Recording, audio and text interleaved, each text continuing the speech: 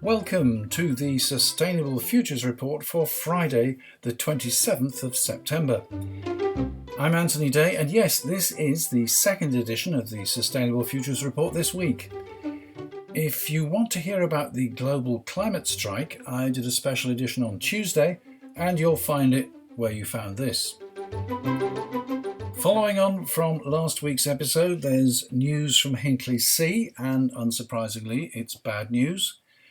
I spoke to Julia Hartley Brewer on Talk Radio this week. In a minute, you can judge for yourself how well I did, or not.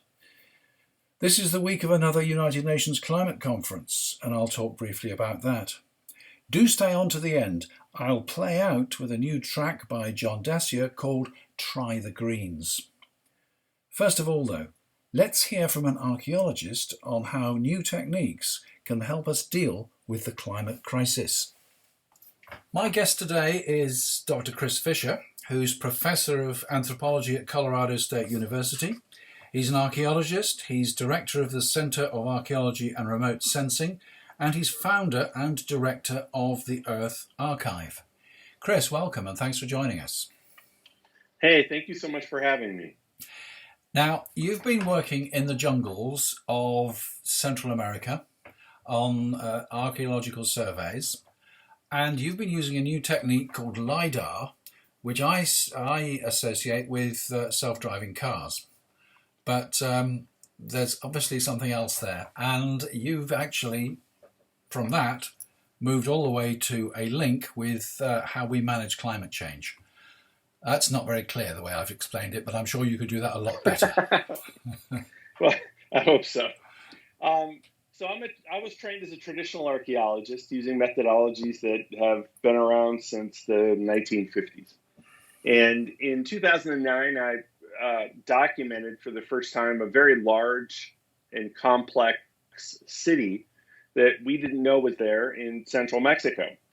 And using those traditional technologies, it would have taken me a couple decades maybe to fully survey, map all the buildings in this place, and understand it. And so I got frustrated, and I turned to this new technology called LiDAR, which is basically a way, we use airborne LiDAR, which is a little different than the terrestrial kinds of LiDAR that are on self-driving cars or et cetera. And in using this kind of LiDAR, you have some sort of aerial platform. Could be a fixed-wing aircraft, could be a helicopter. In the future, it will be drones, although that technology isn't quite sophisticated enough right now for us to use that.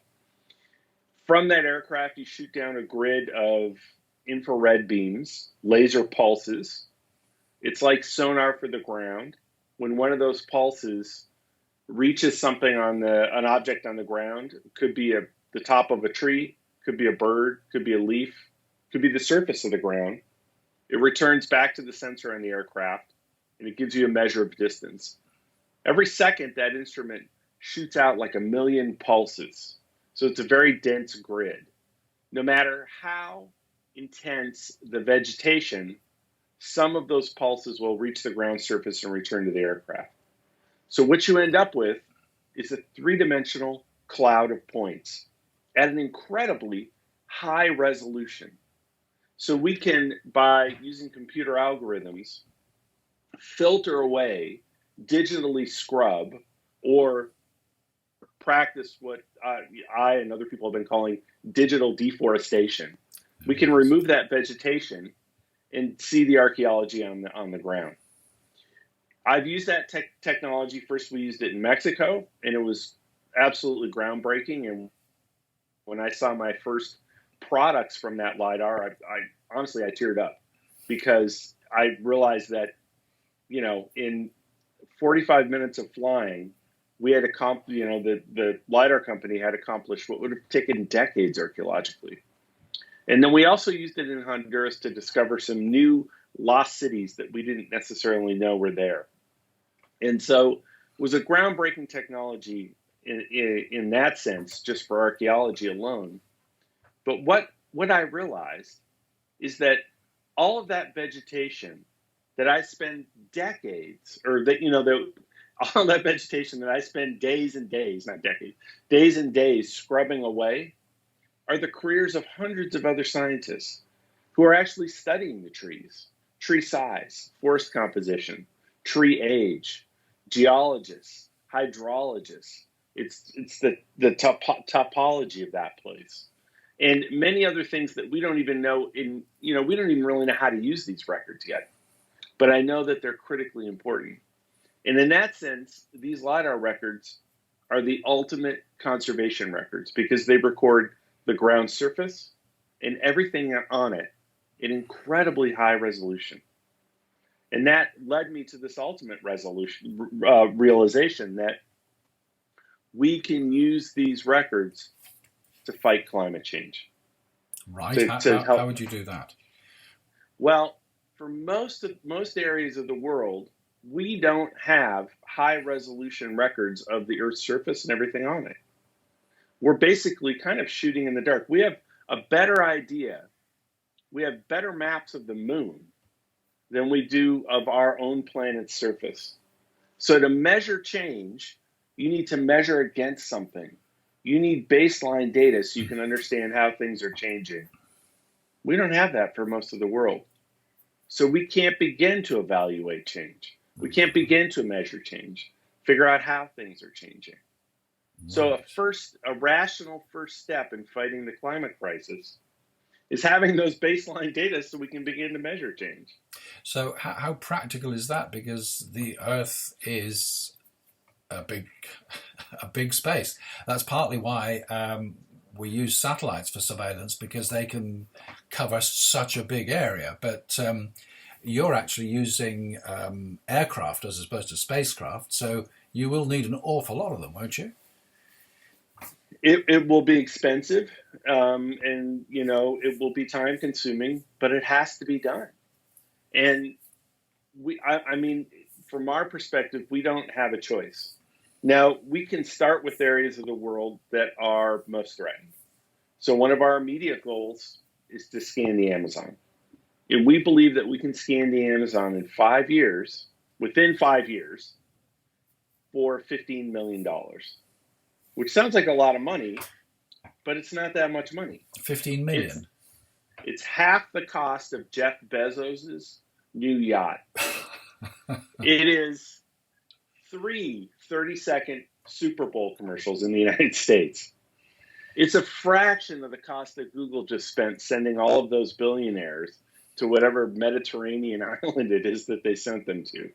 So for you and I, that's an unfathomable amount of money, but it is possible to get that sort of money, and that's exactly what we're trying to do. Well, now this is very interesting because obviously you're aware of all the controversy about the fires in the Amazon at the moment. Yes. And one of the things that I've come across is that the fires which are visible from space are on those areas which have already been deforested and are being cleared and re-cleared for agriculture. But that there may be other fires on the forest floor, but they are not visible to satellites. But from what you're saying, they would be visible to LiDAR, wouldn't they? They absolutely would be visible to LiDAR. But once we scan those areas, they are frozen in time. Yes, of course. Those records are indelible. They're not like a photograph. Those three-dimensional records do not degrade. You can actually put on 3D glasses and walk through them. Like I don't know if anybody remembers the movie Tron. I might be the only one that remembers it. Oh, a long time ago. Yeah, or the holodeck on Star Trek. I mean, so once we scan those areas, that creates a baseline for them. And we will be able to see some of those areas that have been burned or are deforested, et cetera. And I mean, you're absolutely right. The Amazon fire story is incredibly complicated. And, we're seeing there is burning in areas that have been cleared already. There is burning associated with areas that are newly being cleared. It's intensely complicated. And within the scientific community, there's a lot of debate about, I've heard numbers that range from 6% higher than normal to 60% higher than normal. So either whatever scenario you're talking about, it's absolutely horrific, because once these areas are destroyed, they don't you can't rebuild this tropical forest, which is kind of a misconception, I think. And we definitely saw that in the Mosquitia area of Honduras, where we had used LiDAR to document a couple of unknown cities and possibly help unravel unknown culture. And that rainforest in the Mosquitia, which is often called the lungs of Central America, or the Little Amazon sometimes. Once those areas are deforested, they don't return back into tropical forest. They turn into something else, because those forests developed under a different climatic regime. So you can't go back and rebuild those places. So once they're gone, they're gone. You can't reforest these areas. Okay. Or you can reforest them, but not with the same kinds of tropical trees that are there now. Right. So how close are you to being able to actually do a survey of the Amazon? You're still looking for backers? Well, we're definitely in fundraising mode. We're definitely looking for backers, but we have some funding now. We have some donations now that will allow us to start scanning in the Amazon. And I can't tell you where, because we're still seeking the permitting for it. Yeah. But we hope to start scanning in January of 2020. So I'm an academic, so at the end of the semester, we're going to head to South America and hopefully start scanning immediately. I see. And that's, you're going to record all your data in what you're calling the Earth Archive. And what's the purpose behind the Earth Archive? So we want to record the entire landmass of the Earth, and some of it has already been done, some fraction of it, and we want to mirror some of those data, create new data, and then open source it all, make it all freely, publicly available.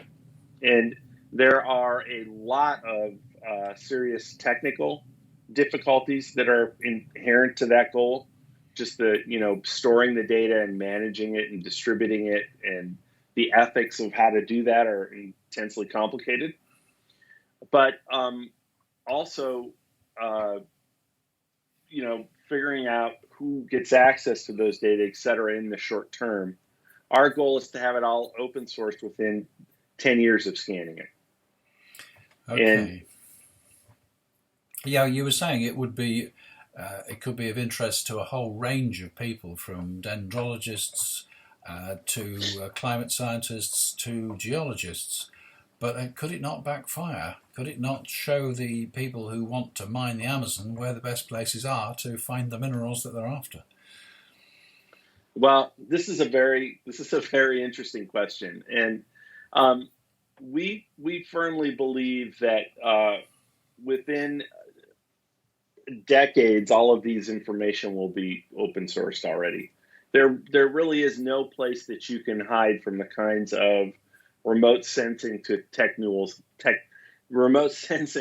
that we're going to have in a few decades time. So it's up to us to figure out how to distribute these kinds of data and how to use them now. And one common thing that we hear that's often related to that is the question of looting. Aren't we, for archaeology, by scanning these places and open sourcing the data, aren't we just creating a roadmap for looters? And the fact of the matter is, most archaeological sites, I've been to hundreds of archaeological sites, both in Europe and all throughout the Americas. The only place that I've ever been that hadn't already been looted were those sites in Honduras. So the looters already know where the sites are. It's the archaeologists who don't know where they are. So are we creating a roadmap for people to go in and mine these places? Probably not. There's already so much illegal mining going on in the Amazon already that by scanning these places and working with these governments and other agencies, we can actually show them where the mining is happening and help stop it. Okay. We can show them where the deforestation is happening and stop it. We can show them where drug activity and stuff is happening, and we can help them stop it. Right. So, right. I firmly sort of fall on this side that of this issue. You can't protect something if you don't know it's there. Yeah. Can't protect something that you don't know is there. Fair enough. After, looking at other opportunities, have you been in touch at all with the Environmental Protection Agency? Because I would have thought that scanning low-lying coastal areas would be an important exercise, because, as you say, if you set up a baseline, then you are able to do it again and to see how things are changing and to see how the measures which are being taken to mitigate against or to adapt to the effects of climate change, how effective they've been. We are working a little bit in the United States to scan coastal areas, and some of those coastal areas have already been scanned, not at a resolution that we think is high enough, but there are some records, and we're working to actually begin to mirror those records from the Earth Archive for people to make them openly accessible. Mm-hmm. And there are several efforts in the United States to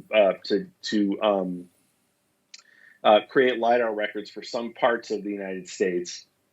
It's imperfect and there's some problems with it, and we kind of want to learn from that. But we are working with some areas to start scanning coastal spots to help do that. So we are doing that, yeah. Okay, and are you working with anybody else in other parts of the world? Because in Europe, Africa, Russia, or anywhere like that? We have reached out to some people, and we hope to have one potential model for the Earth Archive is like a digital seed bank. So we hope to have some place within the EU where we have a branch of the Earth Archive. And we also hope to have a branch of the Earth Archive in Southeast Asia. And we're looking at some potential places, perhaps in Japan, to help house that data, to sort of be a satellite center of the Earth Archive. So we are sort of looking at that. And would you have teams in those places who are creating the data, the local data, to add to the archive? In an ideal situation, we would indeed have. So it's a long-term hope then. It's a long-term hope, and we need to begin scanning projects in Southeast Asia. We need to begin scanning projects in tropical Africa. There are parts even in the Mediterranean where scanning projects should be going on. So, yeah, it's definitely a big project, and it's a long-term hope. But I'm a person that strongly feels that this is the challenge that we're going to face in the 21st century. This is our big the big challenge for humanity, and everybody has to ask themselves. They have to sort of reach within themselves and ask themselves, what are they doing now to help combat the climate crisis? What are they going to tell? When people look back at them, when they're when their grandchildren's grandchildren think about what these people did, how are they going to justify how are their actions now? And so I think everybody has to stand up and do something. And this is what we feel that we can do. We can use these LiDAR records to help combat this challenge that we face. And it's a crisis, but it's also this amazing potential opportunity for us to come together as a species and face this common problem.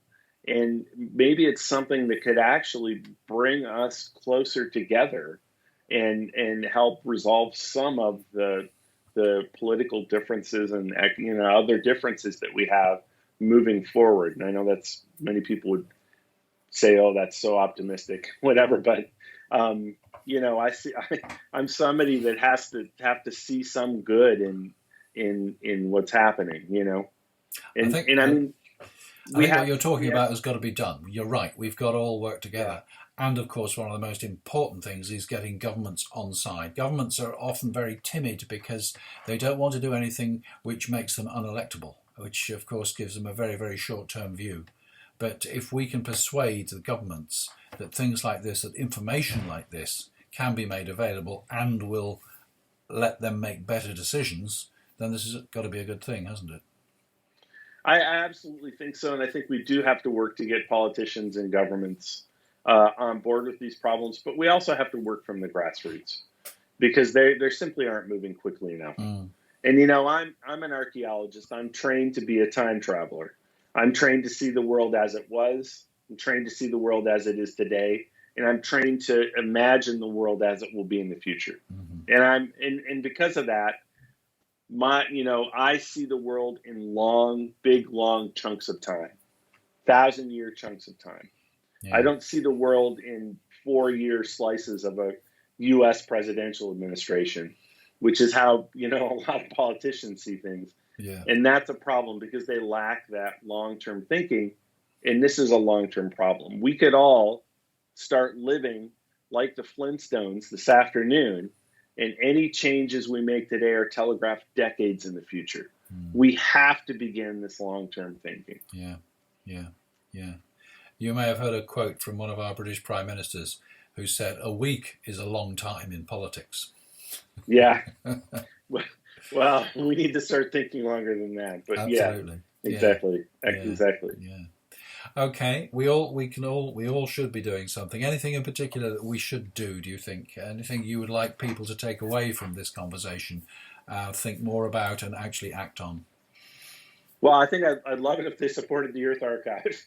Okay. And then I think also I think truly everybody has to reach within themselves and think of ways in which they can contribute to solutions for the climate crisis. The time for sitting on our hands has passed. It is time for action, and everybody has to do something. And there have been points in our history where we have been able to come together for a common good. World War II is one example of that. And I think we're facing another one of these tipping points for our species. And I think it is possible to come out on the other side of this thing with a more unified, more successful adaptation. But we all have to work together to create that. Chris, that's really interesting. Thank you very much. I'll encourage everybody to go and have a look at theeartharchive.com. That's TheEarth archive.com, all one string. And there they will find a link to your TED Talk, which tells us more about your archaeological discoveries in Central America. So thanks again, and thank you very much for taking the time to talk to the Sustainable Futures Report. Thank you so much for having me. I really appreciate it. Good. Well, I think that went very well. As I agreed with Helena, I will send over the recording. So what I do, I publish this as a podcast, but then she will get it transcribed, and I'll put the text on the blog because some people prefer to read a blog. And I'm not sure when I'll publish it. It's published on Fridays. It won't be tomorrow. Might be next week, might be the week after, but it won't be long. And thanks again. It's been very, very interesting. Thank you so much. I hope that went well, and I hope to talk to you soon. Okay. Thanks, Chris. Thank you. Dr. Chris Fisher, Professor of Anthropology at Colorado State University. This week saw the United Nations Conference on Climate Change in New York and impassioned speeches by Greta Thunberg. You can find her all over the internet. The outcome of the conference is generally seen as disappointing. Some countries committed to achieving zero carbon by 2050, but the major polluters, the United States, China and India, set no time-limited targets. Also this week, we had the Labour Party conference, brought to an early close by events in the Supreme Court, which are of historic importance, but outside the scope of this podcast. Nevertheless, they had time to pass a resolution stating that a future Labour government would commit to achieving net zero carbon by 2030. This compares with the present government's target of 2050 and the Liberal Democrats' 2045. Julia Hartley Brewer of Talk Radio wanted to talk to me about it, but clearly not for very long. Asked to be ready for 8:30, I eventually got on for 9:30. get to something that did happen at Labour Party conference yesterday. Got lost in all the mix over the Supreme Court decision. Some extraordinary decisions at Labour Party conference this week. Things like abolishing private schools, effectively seizing private property if homes are left for 6 months empty. But also, they also decided to vote to adopt the rather radical target. Radical doesn't really do justice to this, of net zero carbon emissions by 2030. That would be 20 years earlier than the current parliamentary vote adopted by Theresa May's official government policy, and just 5 years after that of the extremist left and radical organisation, the Extinction Rebellion. Let's talk to Anthony Day. He's an environmental consultant and presenter of the Sustainable Futures Report podcast. Good morning to you, Anthony. Good morning, Julia. Good morning. I hope you had a good holiday since we last spoke. Yes, I certainly have. I always take as many flights as I can to enjoy my holidays. Extraordinary policy agreed by Labour Party yesterday. In any normal week, this would be all over the front pages. How on earth would we achieve net zero carbon emissions by 2030 in the event that, say, in 2020 sometime, we have a Labour government? Is that achievable, and what would it cost?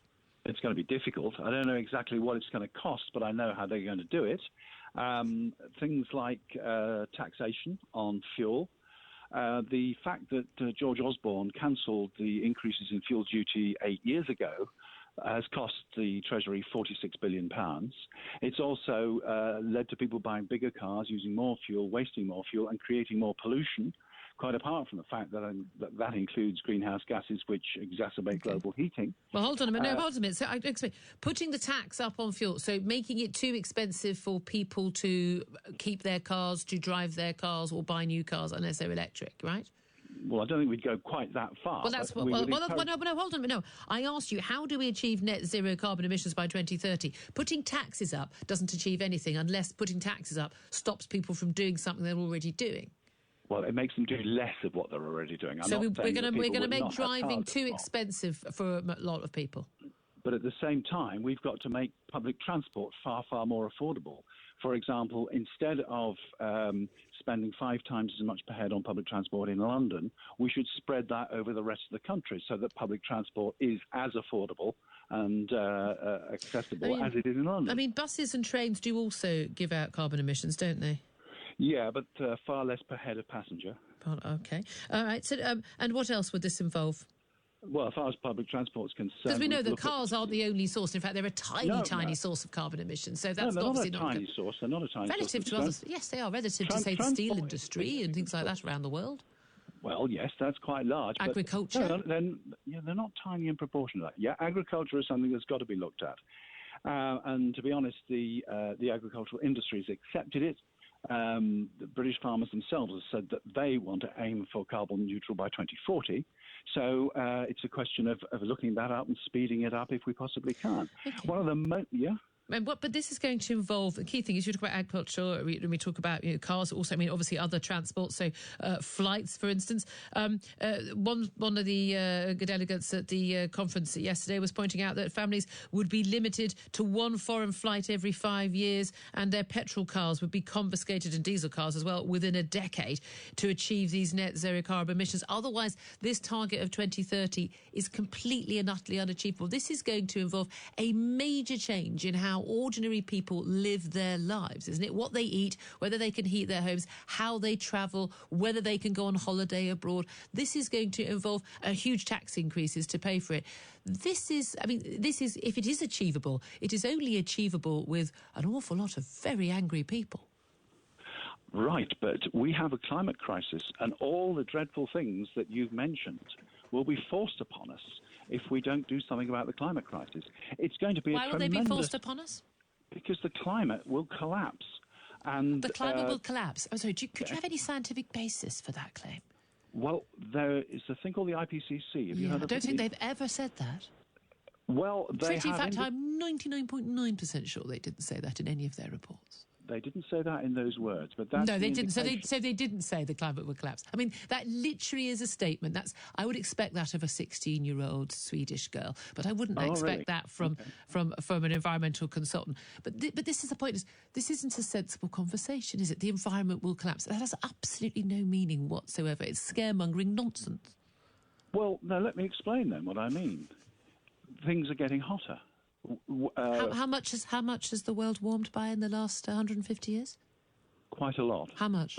Just over a degree, I believe. It's just under 1%, actually. Yeah, but I that's know. not. Is that quite a lot? Yes, it is. It is. As we're coming out of a mini ice age, that's quite a lot. It's putting lots of energy into the weather systems, which is causing droughts. It's causing intense weather. I think you'll find that the IPCC, again, International Panel on Climate Change, has actually said it's too early to say with any confidence whatsoever that any extreme weather is being caused by climate change. You really should read these reports before you become an environmental consultant, Anthony. And some people have said that the IPCC is subject to political pressure and has been far too conservative in what it's said in its open.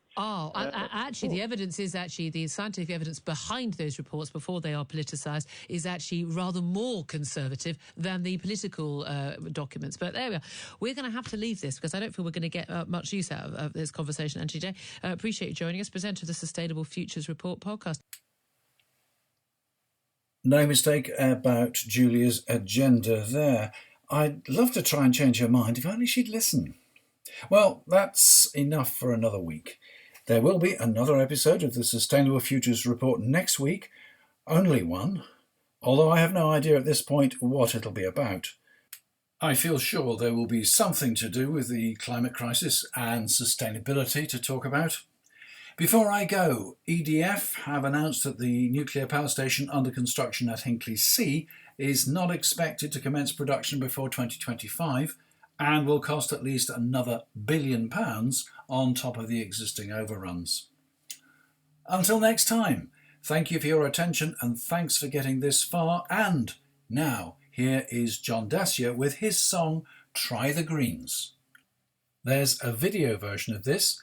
The link is on the blog at allthew's sustainablefutures.report.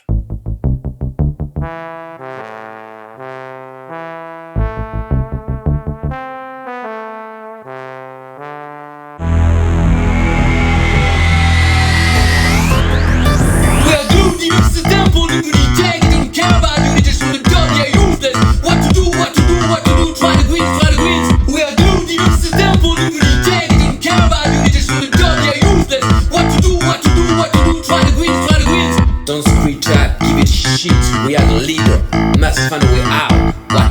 What to do, try the greens. Don't scream, chap, give it a shit. We are the leader, must find a way out. What to do, try the greens. No bell, no way, where's the peace? Mr. 1 billion campaign, blah, all that shit. SBA, all the old pills, trading all. Expect the works with the same liar. What to do, try the greens. For you kids, for you castle. No bell, no way, where's the peace? Mr. 1 billion campaign, blah, all that shit. SBA, all the old pills, said it all. Expect the works with the same liar. What to do, try the greens. For you kids, for you castle. What to do, try the greens. What to do, try the greens. What to do, try the greens. What to do, try the greens. What to do, try the greens. What to do, try the greens. Try the greens.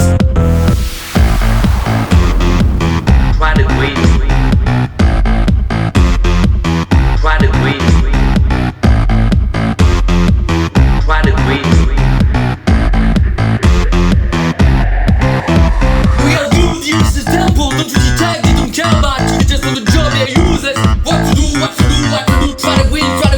We are good, use this temple. Don't you detect, they don't care about you. Just on the job, they're useless. What to do, try the greens. Don't scream, chap, give it a shit. We are the leader, must find a way out. What to do, try the greens. Don't scream, chap, give it a shit. We are the leader, must find a way out. What to do, try the greens. No bell, no way, where's the peace? Mr. 1 billion campaign, blah, all that shit. SBA, all the old pills, trading all. Expect the works with the same liar. What to do, try the greens. For you kids, for you castle. No bell, no way, where's the peace? Mr. 1 billion campaign, blah, all that shit. SBA, all the old pills, said it all. Expect the works with the same liar. What to do, try the greens. For you kids, for you castle. What to do, try the greens. What to do, try the greens. What to do, try the greens. What to do, try the greens. What to do, try the greens.